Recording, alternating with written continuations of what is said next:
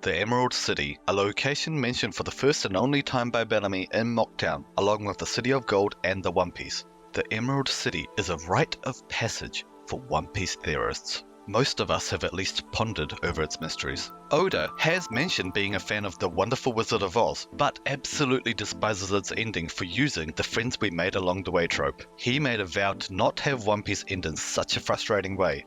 So did the Emerald City exist in the world of One Piece? Are we yet to see it? Or have we already come across it and not realized it? Do we already have the clues to the location of the Emerald City and its significance? Well, I believe we do.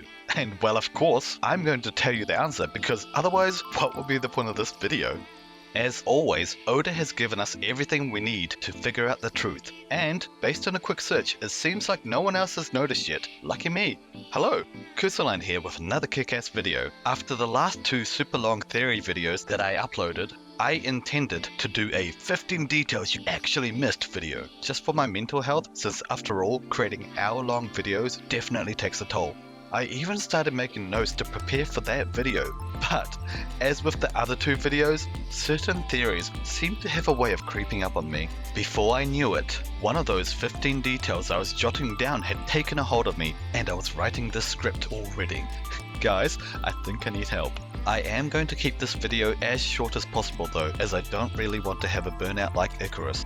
But at any point in this video, if you find yourself mildly interested, please like, subscribe and comment below. My last video got me seriously pumped with all of your encouraging comments and engagement. I can't thank each and every one of you nearly enough. And if you know anything about the YouTube grind, you'll know that all of you are really helping me out. Now, let's stop beating around the bush and dive right in. What if I told you that we've seen the Emerald City already, and in an arc just before Jaya where it was mentioned for the first time? The Emerald City is located right here, and more specifically, here. Welcome to ERUMALU, Alabasta, the location known as the Green City. ERUMALU City? Emerald City? ERUMALU, or rather ERUMALU in Japanese, is basically an anagram for Emeraldo, which is emerald in Japanese, and by basically, I mean it's actually not, but it's pretty damn close. And Green City? Emerald City? If it was up to me, I'd say case closed. But this video is for you guys, the viewers, and I'd imagine you'd need a little bit more convincing than that. If anything, I'm willing to bet that some of you are thinking that this answer is too basic. There's no way that the elusive Emerald City is as simple as ERUMALU the Green City, right? Well, if you've learned anything from my previous videos, you'll know that Oda is a crafty ninja, but he also often keeps his mysteries in plain sight and even spells it out to us. Trust me, I've got this one in the bag. Stick around and I bet that you'll be pleasantly surprised. Now, if Emerald City was located in Alabasta, then I need to present some connections and evidence to make a believer out of you, right? Such as undeniable connections between emeralds and ancient Egypt, the inspiration for Alabasta. Present clues and hidden messages that Oda may have left in the city of ERUMALU and Alabasta, which ties them to the Emerald City and the Wizard of Oz. And as always, a Kusoland certified cherry on top. How about I speculate on what kind of a place the Emerald City was?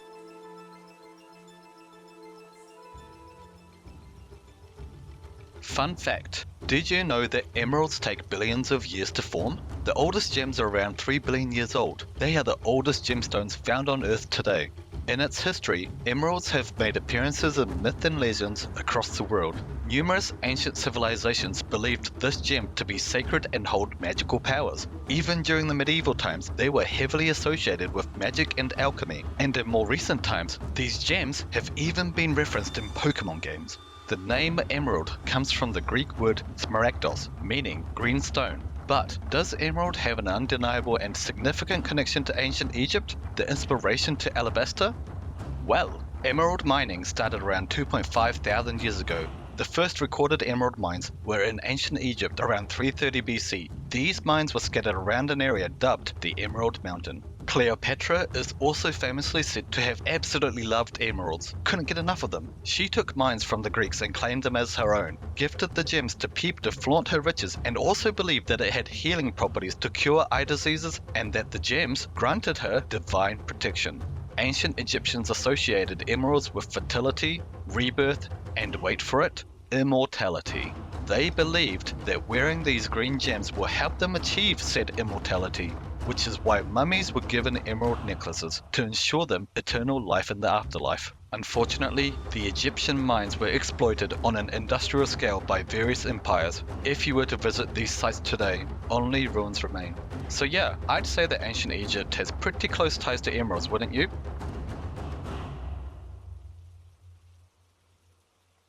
So, Alabasta Kingdom of the Sandy Island, the fourth island in paradise which Luffy and the Straw Hats landed on, is where we will find the Emerald City.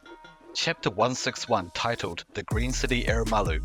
We see Luffy center stage thinking that they have arrived at Yuba. Vivi corrects Luffy and tells him that they are in fact in ERUMALU, the Green City, to which our protagonist replies, "The Green City? But there isn't anything green out here." Then the page immediately after, what do we see? A frickin' green thing. A Kung Fu dugong emerges on cue out of the water, and the fact that it emerges out of the water is also significant, so hold that thought. But here is the first major clue from Oda, Kung Fu dugongs. Besides Oda being Captain Obvious and showing us a literal emerald gem on panel in this chapter, the GOAT couldn't have given us a more obvious clue, because let me show you.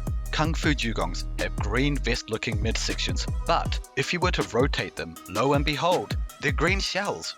There was absolutely no need for these dugongs to have shells. Like, shells, turtles, and tortoises? They don't really have anything to do with Kung Fu or dugongs, right? Right, well, okay.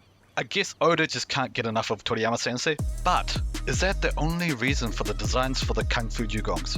To me, introducing them in a chapter titled The Green City ERUMALU, moments after Luffy says there's nothing green here, couldn't be a more obvious clue that these shells are a reference to emeralds. But maybe you think that the turtle shells tying into emeralds are a little bit far-fetched. Like, we'd need to see a little more evidence of that, right? Fine. Check out the very first page of chapter 161. Oda really knows how to walk that tightrope, leaving enough clues around so that once the mysteries are revealed in the story, it seems so damn obvious in hindsight. But the breadcrumbs were left in such a precise and meticulous way that it's incredibly easy to miss. We also had dance powder introduced for the first time in this chapter. Again, Oda is going out of his way to incorporate green things into this chapter, because you see, dance powder didn't need to be green at all. Oda has mentioned to us in an SBS that dance powder is based on a real-life compound called silver iodide. Now I bet you're asking the question right now, is silver iodide green? Nope, it's yellow. So Oda based dance powder on a real-life compound but went out of his way to color it differently. Doesn't it seem like an unnecessary design change? Unless there was a reason to do so. Kung Fu dugongs, Banshee the tortoise, and dance powder. All of these green things are in fact related to water. Some of you smartasses out there are probably going to point out that tortoises aren't actually able to swim. Well, Banshee is actually a giant all-terrain turtle, even with those tortoise-like legs. In Japanese, all-terrain is written as suiriku, literally meaning water, land. Sui is the kanji meaning of water. Now hold that thought also. Oda again going out of his way to hand us the clues. And let's not forget that the reason the city of ERUMALU is called the Green City, according to Vivi, is because it was once a prosperous city with greenery as in plants and bountiful farms. ERUMALU thrived due to the grand river of Alabasta, the Sandro River, clearly a nod to the River Nile, which also allowed ancient Egypt to prosper. According to Vivi, the Sandro River since ancient times have nourished the lands of Alabasta, but in more recent years the river has lost its force, and this decline has meant that salty seawater has flowed into the river and therefore no longer able to irrigate the greenery as it once did. The final nail in the coffin, however, was the use of the dance powder by Crocodile, which caused a drought so severe that not a single drop of rain fell for 3 years. Another fascinating point is that Vivi goes on to say that in the several thousand years of their history, so long before the Void Century, Alabasta has had droughts, but nothing as bad as now, which is to say that Alabasta for thousands of years was most likely a desert. So the color green and water seems to hold some mystery in the Alabasta arc. Green pops up a surprising amount in this arc actually, like here, there, and over there too. And Vivi's attack, the peacock slasher? Your neck flashes like the emerald, and your splendid tail is a marvel of gorgeous color. When we think about Alabasta, the strongest symbolism we associate to this arc is the sun, and the rain and water. Like the muffler runners, who for whatever reason wear retro togs in the middle of a desert, the banana gators who are aquatic reptiles, and Rainbase, the city of dreams with its impressive oasis, Toto, the old man digging for water, being one of the key emotional drives for Luffy in this arc, the dance powder which caused the chaos in Alabasta in the first place, and the rain which ended it. And the absolute gem that is Water Luffy. Although the sun may be the symbol of Alabasta, water and rain is undeniably desired and cherished by the people of Alabasta. Why do you think that Vivi has blue hair? In anime terms, that's undeniably a water trait. Which reminds me, Sailor Mercury has water abilities because Mercury in Japanese is Suisei. Sui, as I mentioned before, is water. So Suisei is the water planet. And let's hit it out of the park by also mentioning that the planet associated with the emerald gem in our world is in fact Mercury, the water planet. So again, a marriage between the color green and water. Even the alias of the blue-haired princess, Miss Wednesday, is a nod to water, since Wednesday in Japanese is Suyobi, meaning water day. So now you may be like, doesn't blue make more sense for being the color tied to water in Alabasta? Well, it's not that we're colorblind, but in Japan, a green traffic light is described as ao, as in blue. Ow! Super! And green vegetables like spinach are called aoyasai, meaning blue vegetables. Don't ask me why. All I know is that I got all kinds of crap for the longest time growing up because I keep calling green lights blue lights. I don't want to talk about it. So like blue and green are mildly interchangeable in Japan. Fitting of course for this video since emerald green, the color, is technically a bluish green. Now I should probably tie in some Wizard of Oz connections into it, right? Well, I guess I have some loose examples for you, but I don't really want to talk about the Wizard of Oz since I feel like other theorists have already talked about it to death and from that angle. But while we do have references to tornadoes demonstrated by both Luffy, Crocodile and Nami. Nami of course becomes more witch-like in Alabasta with her new climate act. Yellow Brick Road could be the golden deserts of Alabasta, which they had to walk across for ages. And I guess there's even flying monkeys, right? And if we're going to talk about the One Piece equivalent of the Wizard of Oz, I guess Vegapunk would fit the bill. Fitting then that we see one of Vegapunk's inventions for what feels like the first time ever with Lasso the dog. But I do admit that I like how we get Uncle Toto, the father of Koza, K-O-Z-A. Toto was the dog of Dorothy in The Wonderful Wizard of Oz, though I feel like I wouldn't be hearing the end of it from Desnes the Dwarf if I didn't at least mention Africa by Toto. Take it away, Marth. It's gonna take a lot to drag me away from you. There's nothing that 100 men or more could ever do.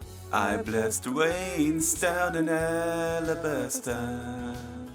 Gonna take some time. My other favorite connection of Alabasta to Oz is the award-winning song from The Wonderful Wizard of Oz, Somewhere Over the Rainbow. A rainbow being something magical that we can only witness when there is both the sun and rain present, and also a symbol that repeatedly makes an appearance throughout the story.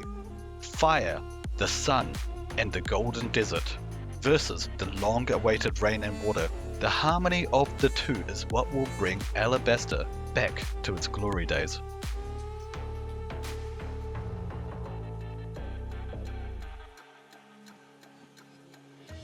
Let's take a side quest and talk about the Ryugu Kingdom. Alabasta, as I mentioned, is the kingdom of the sun who reveres water, but the Ryugu Kingdom is a kingdom of water who reveres the sun. If you look at Vivi and Shirahoshi at the Levelly, what do you notice? Their designs are simply flipped. Vivi with her blue hair and pink dress, and Shirahoshi with her pink hair and blue dress. Even their promises to the Straw Hat crew has similarities visually. If Alabasta was a home of the Emerald City, we can even parallel that to Shirahoshi's dream to see a real forest one day. The princess who couldn't stop shedding water and the princess who didn't have any water to give. The two kingdoms are two sides of the same coin. And now with the worldwide flood upon us and the painting of Lili in the Room of Flowers, we can see that the sun and the ocean are the two forces that may be the most relevant in the final arc. Alright, let's get back to the video.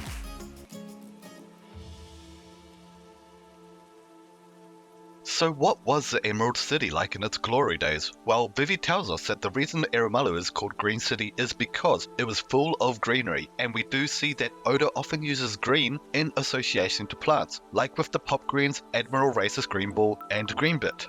Speaking of greenbit, what if the Tontaras originally came from Emerald City? Which is the precise moment in the video when people start accusing me of smoking too much green, right? Yeah.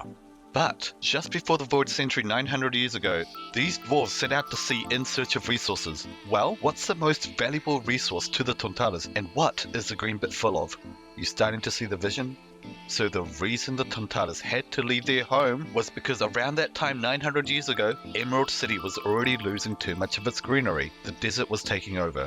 So, the story of the Emerald City may be from even before the Void Century, since the Void Century was between 800 and 900 years ago. The Tontaras would tie in nicely too with the Munchkins from the story of Oz, who were also a group of people, small in stature. And if you've seen my Christmas video, then you know that I managed to tie the Tontaras to the ancient weapon Pluton. Fitting then that the first time we heard about Pluton was in Alabasta, if this kingdom was the original home of the Tontaras. Even this scene with Leo donning the green with Vivi at the Levely becomes so much more impactful if this was in fact a reunion of the Tontaras to the descendant of their queen from 900 years ago. Alabasta, whose symbol is the sun and whose people reveres water. Then there are the Tontaras, who are excellent at growing any plant. Do I need to spell it out any further? Plants need a fine balance of both the sun and the water to thrive. So Emerald City was an oasis full of greenery raised by the Tontaras? Yes, but what else can we speculate about it? Well, it was likely a utopia, since Crocodile talks about his utopia plan in this arc, and Oda will likely parallel that with the Emerald City, which may have been an actual utopia. Interesting to note, however, is that Emerald City was likely not the capital of Alabasta, since the Alabana Palace was built 4,000 years ago, and if Robin wasn't full of complete crap when she was pretending to read the poneglyph, and there really was a cathedral called Taft Cathedral, which was erected at ERUMALU City, then how about Emerald City was the center of their religion or a belief system? But what kind of a religion? Well, if we bring it back to the Emerald Gem and how it was mined in ancient Egypt and was thought to connect to rebirth and immortality, then one would assume that perhaps the Emerald City was an emerald mine. And perhaps when the people discovered that these gems had magical properties granting longevity or something along those lines, a religion was built around that area. But then, aren't we missing something? Because the themes of digging is actually incredibly common in the Alabasta arc, but it's never digging for gems.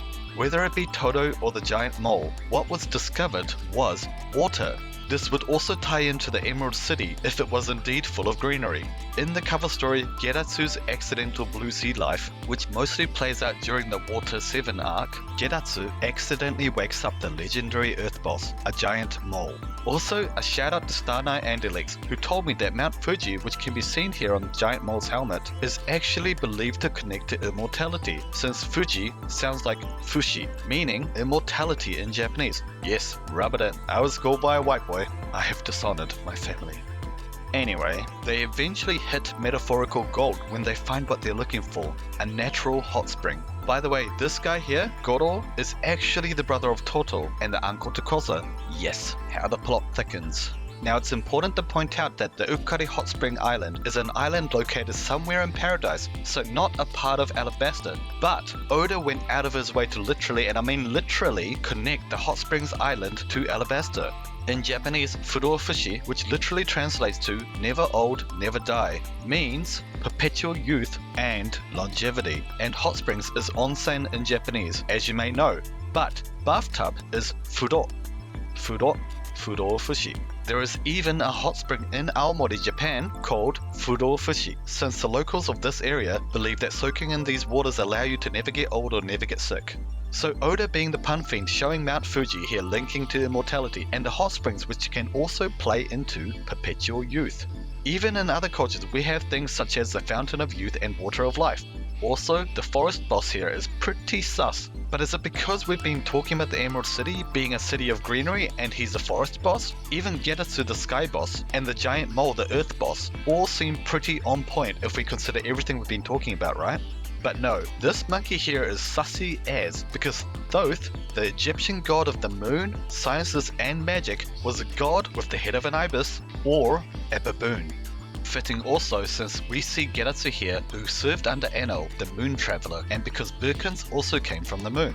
But Thoth, in Hermetic philosophy, Thoth was fused with the Greek god Hermes as Hermes Trismegistus, the figure believed to be the author of Hermetic literature and revered as the master of wisdom, writing and esoteric knowledge. Now, yes, I am incredibly talented at derailing my videos, but let me bring it back around again. The foundational text that is heavily studied in Hermetic philosophy is called, would you believe it, the Emerald Tablet. The same Emerald Tablet studied and analysed by the likes of Isaac Newton and Carl Jung, and even ties to alchemy. The Emerald Tablet has been interpreted in various ways, but in the context of alchemy and Hermetic traditions, the tablet is associated with immortality. There it is again. Isaac Newton, who was a famous physicist, mathematician, and an alchemist, viewed the tablet as a recipe for the creation of the Philosopher's Stone, a substance able to turn base metals into gold and also granting immortality. And Thoth, when written in Japanese, is Toto. Boom. Mic drop with a Don. Kusoland out. Oh, wait. No, I completely forgot to wrap up the video.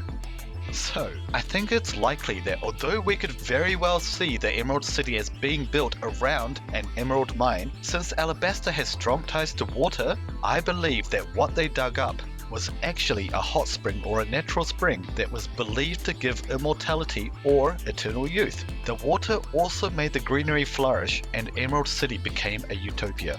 But did they prosper?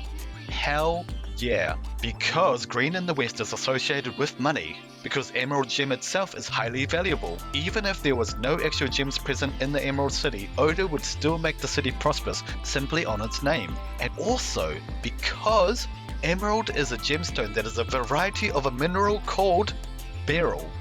Beryl or beriru in Japanese. And then we have berry or beri in Japanese, the currency of the One Piece world. Yeah, I think Emerald City prospered. We were given very little clues by Oda in Alabasta, but the clues we did receive have pinpointed us to ERUMALU City being the fabled Emerald City. But please let me know what you think in the comments below. If you enjoyed your time here, I would be incredibly honored if you would also like and subscribe to my channel. Your support is what makes these videos possible. No jokes. Kusoland out.